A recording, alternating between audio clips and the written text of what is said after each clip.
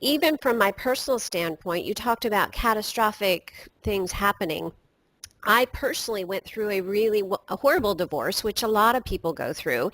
And when I was in the psychologist office, I was crying because I was lost. And the first thing that they did was pull out their prescription pad. I will tell you. And I knew in my heart that something was wrong with that. That is not, my foundation was not stable. Spirituality really is your foundation, don't you think? Absolutely. And the fact that you're telling this story, it's so important we're having this conversation. Yes. Everybody has one of these stories. It's ubiquitous. And we need to challenge this. And what you said, your heart knew, wait a minute, I'm going through a divorce. Of course I'm sad. It's normal that you were depressed. What Yes. is kind of odd is if you weren't depressed. Right. And also, I'm sure that you would say that you learned a lot during that time.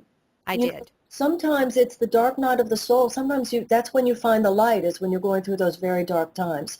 Because you go, very, very rarely do we get out of a relationship and ultimately think it was all the other person's issues. Right. And, Yeah. and that's sometimes what the pain is, right? We have to see things about our own part in this. And to avoid that pain is to avoid the gain.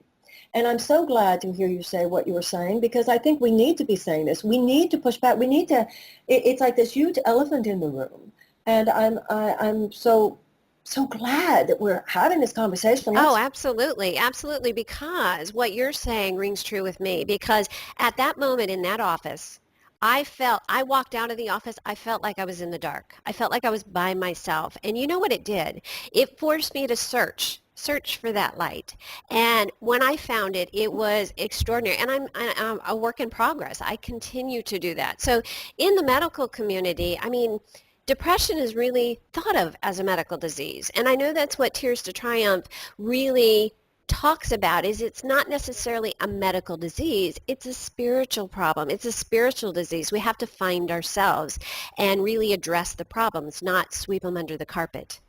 Well, there are a lot of people within the medical community challenging some of this. Kelly Brogan, for instance, who is an MD psychiatrist, her book, Own Your Mind. Because when people say, and they've absconded with the word depression, it is a medical disease. You ask them, well, what makes it a medical disease? Because there's no blood test. It's not like a blood test for leukemia or a blood test for diabetes. It's a questionnaire. True.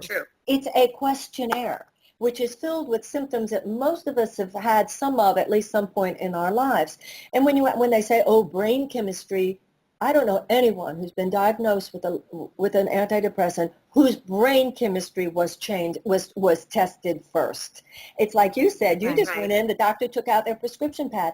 And Shelley, why this is so disturbing is the issue of young people, 25 and younger, they're increased. So people are taking their kids, their teenagers, and prescriptions being given, plus the addictive nature of some of these things. I know a lot of people that I've worked with in their 20s. The 20s are hard. They're not a mental illness, but they're hard. And I know all these people in their 20s being put on drugs and told to expect to be on these for the rest of their life. Told that, everybody has a label now, anxiety disorder, depressive disorder. Who comes up with these things? The truth of the matter is our entire society is an anxiety disorder.